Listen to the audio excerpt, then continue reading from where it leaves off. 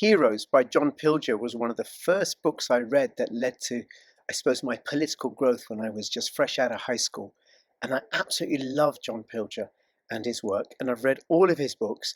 And what I'm going to be talking about in this video is an article that he wrote recently, and that was published in Zero Hedge and also in Consortium News, about how we are being propagandized and we don't even know it.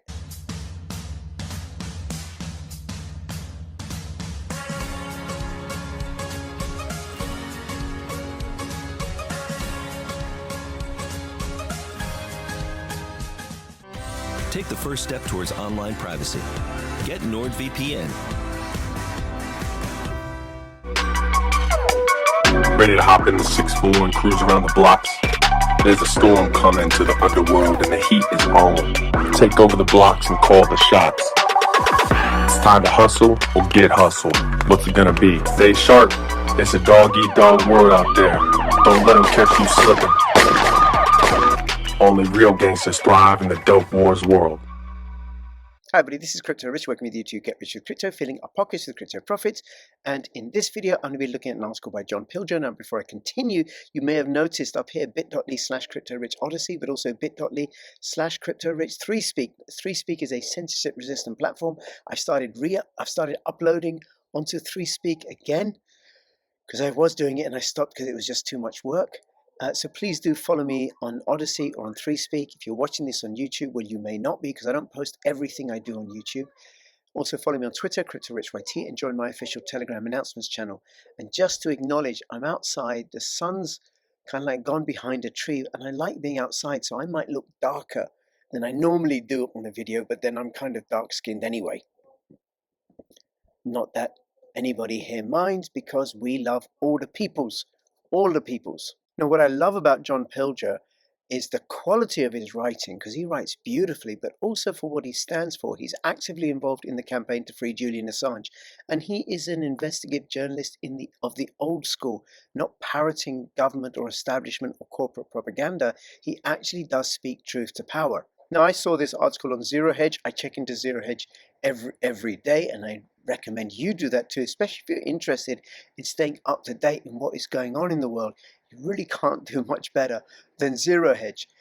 And I thought, okay, I'm going to do a video about this article because it's so damn good. And I go to the original place where it was published, where Zero Hedge, which is a news aggregation website, lifted it from, which is consortiumnews.com. And this article is called Silencing the Lambs, How Propaganda Works, published on September the 7th, 2022.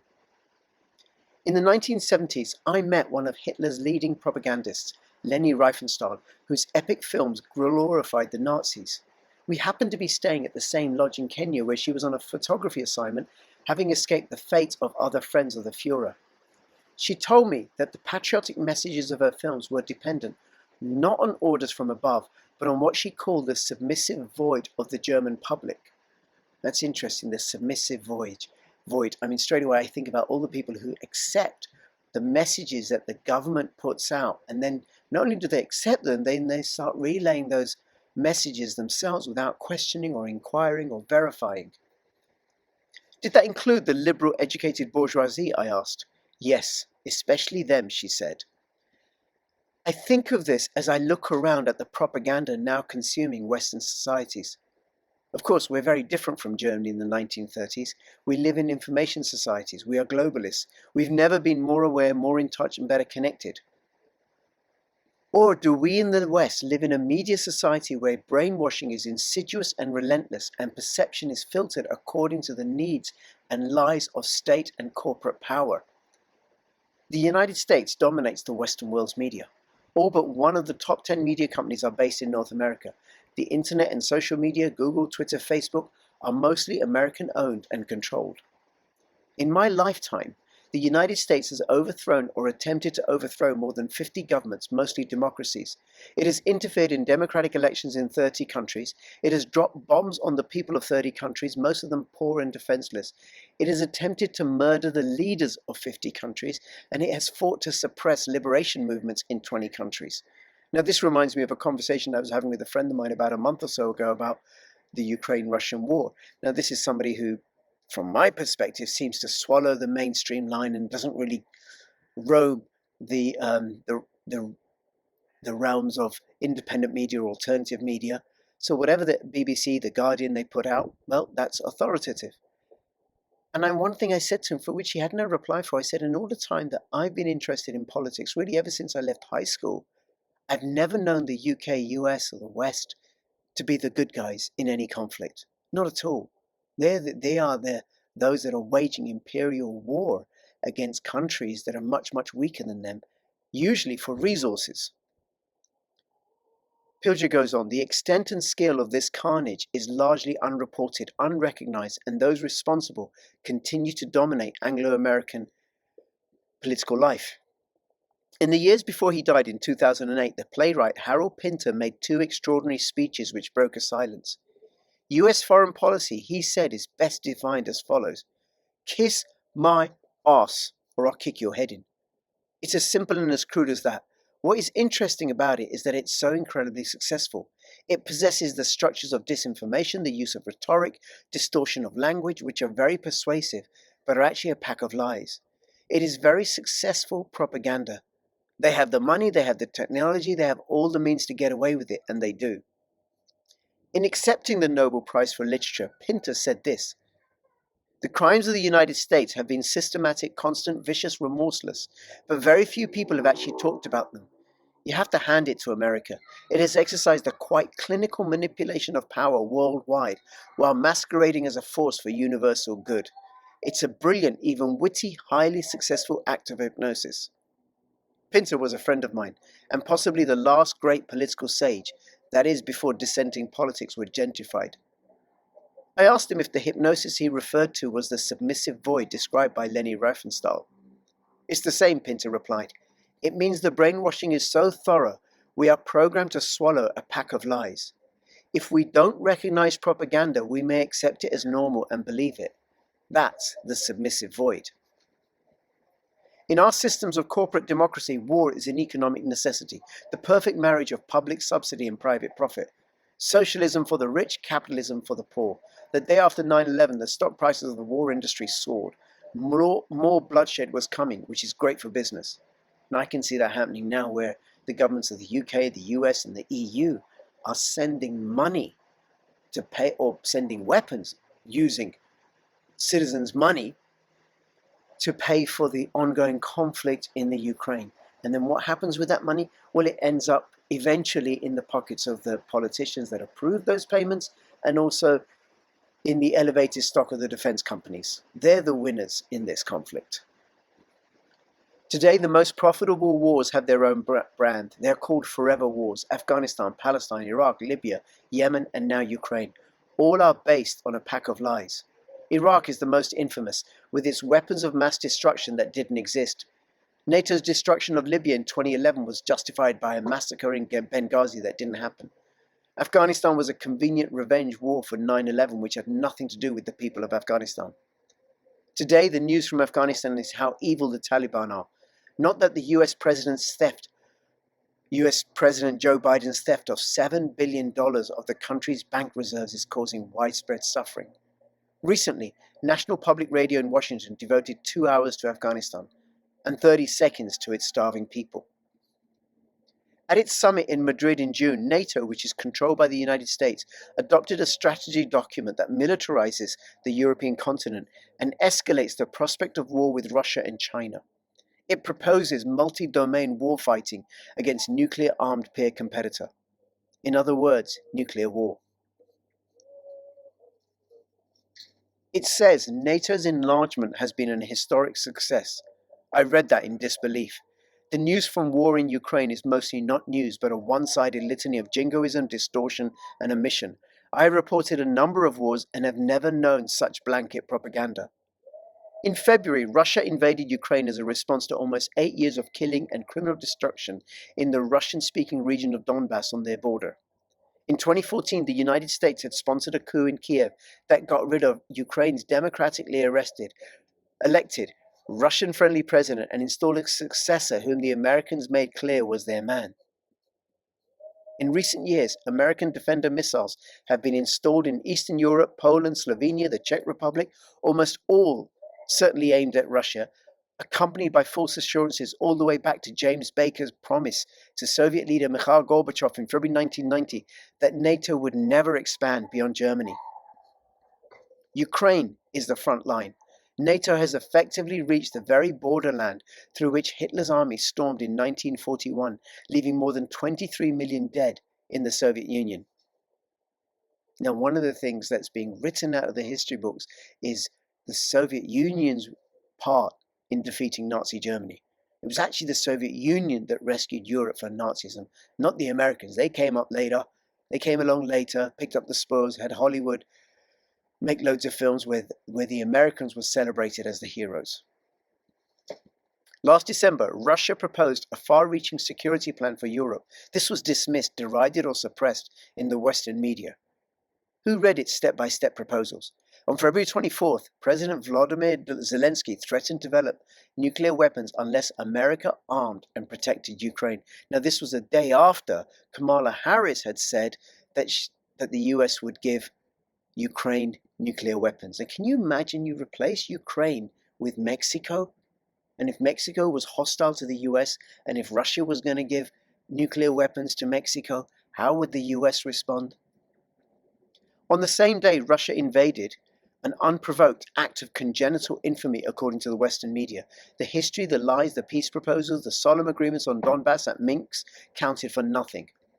On April 25th, US Defense Secretary Lloyd Austin flew into Kiev and confirmed that America's aim was to destroy the Russian Federation.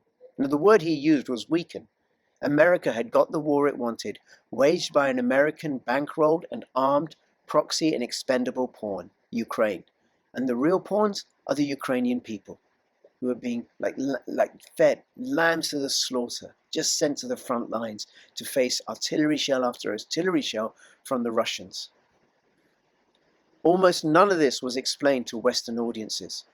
Russia's invasion of Ukraine is wanton and inexcusable. It is a crime to invade a sovereign country. There are no buts except one, which is, when did the present war in Ukraine begin and who started it? According to the United Nations, between 2014 and this year, some 14,000 people have been killed in the Kiev regime's civil war on the Donbass. Many of the attacks were carried out by neo-Nazis.